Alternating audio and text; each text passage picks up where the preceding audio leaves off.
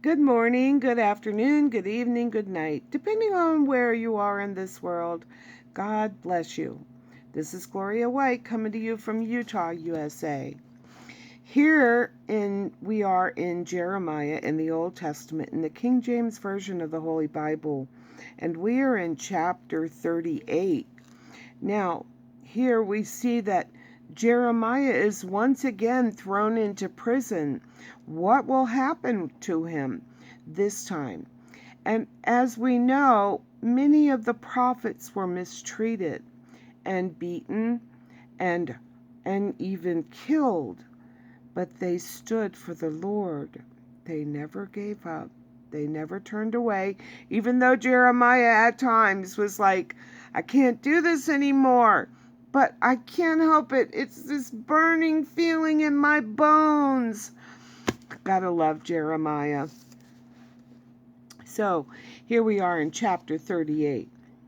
Then Shephatiah, the son of Mattan, and Gedaliah, the son of Pashur, and Jucal, the son of Shemaiah, and Pashur, the son of Malchiah, heard the words that Jeremiah had spoken unto all the people, saying, Thus saith the Lord, He that remaineth in this city shall die by the sword, by the famine, and by the pestilence.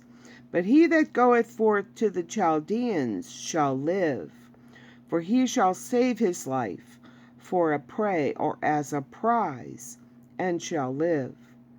Thus saith the Lord, This city shall surely be given into the hand of the king of Babylon's army, which shall take it. Therefore the princes said unto the king, We beseech thee, let this man be put to death. For thus he weakeneth the hands of the men of war that remain in this city, and the hands of all the people, in speaking such words unto them.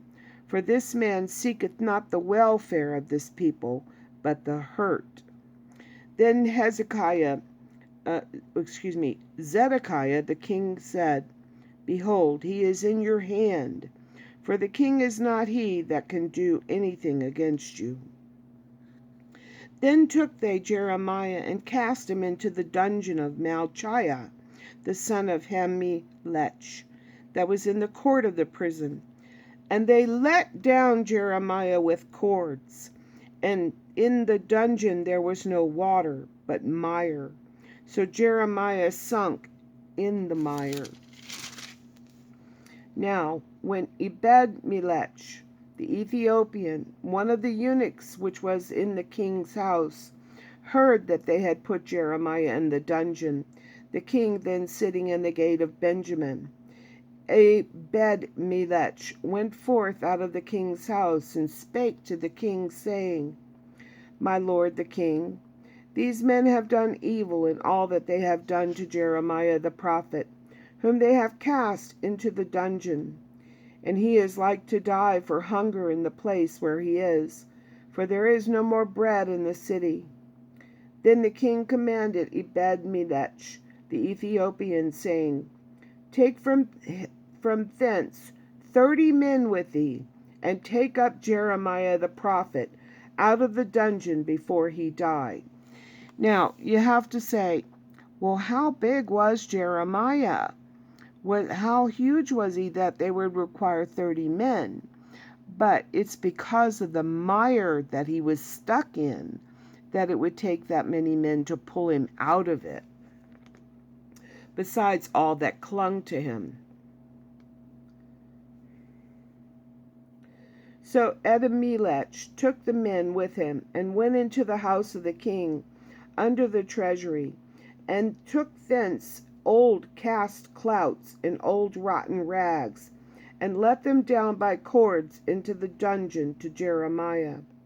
And Ebed-melech the Ethiopian said unto Jeremiah, Put now these old cast clouts and rotten rags under thine armholes, under the cords.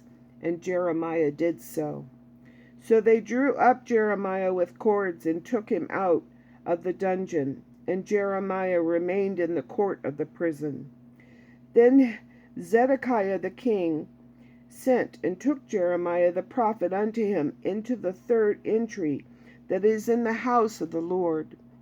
And the king said unto Jeremiah, I will ask thee a thing, hide nothing from me. Then Jeremiah said unto Zedekiah, If I declare it unto thee, wilt thou not surely put me to death? And if I give thee counsel, wilt thou not hearken unto me? So Zedekiah the king sware secretly unto Jeremiah, saying, As the Lord liveth, that made us this soul, I will not put thee to death, neither will I give thee into the hand of these men that seek your life. Then said Jeremiah unto Zedekiah, Thus saith the Lord, the God of hosts, the God of Israel, If thou wilt assuredly go forth unto the king of Babylon's princes, then thy soul shall live, and this city shall not be burned with fire, and thou shalt live in thine house. But if thou wilt not go forth to the king of Babylon's princes, then shall this city be given into the hand of the Chaldeans, and they shall burn it with fire, and thou shalt not escape out of their hand. And Zedekiah the king said unto Jeremiah, I am afraid of the Jews that are fallen to the Chaldeans, lest they deliver me into their hand, and they mock me. But Jeremiah said, They shall not deliver thee. Obey, I beseech thee, the voice of the Lord, which I speak unto thee. So it shall be well unto thee, and thy soul shall live. But if thou refuse to go forth, this is the word of the Lord hath shown me.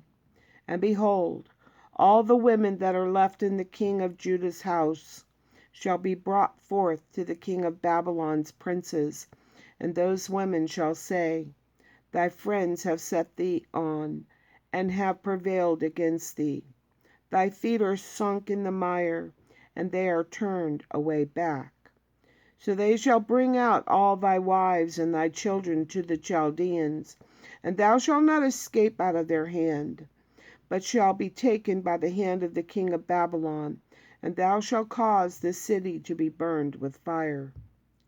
Then said Zedekiah unto Jeremiah, Let no man know of these words, and thou shalt not die.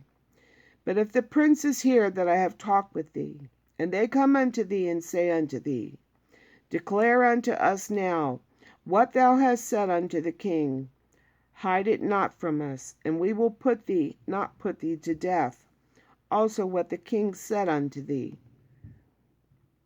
Then shalt thou say unto them, I presented my supplication before the king, that he would not cause me to return to Jonathan's house to die there. Then came all the princes unto Jeremiah and asked him, and he told them according to all these words that the king had commanded. So they left off speaking with him, for the matter was not perceived. So Jeremiah abode in the court of the prison until the day that Jerusalem was taken, and he was there when Jerusalem was taken. Guess we'll have to wait till chapter 39 to find out what happened to Jeremiah. But sounds like maybe the king listened. But don't tell the princes, because they're not going to like it. And as always, I love you.